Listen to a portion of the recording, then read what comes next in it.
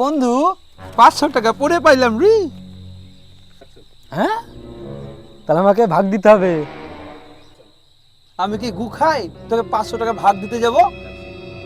আমাকে 300 টাকা না দিলে আপনারা বলে দেবো কিন্তু। আমি তাহলে যার টাকা আমি ফেরত দিয়ে দিচ্ছি।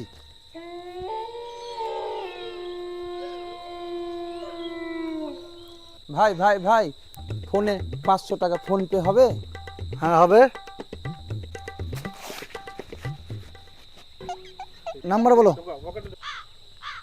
দেখুন হয়ে গেছে, চলে গেছে।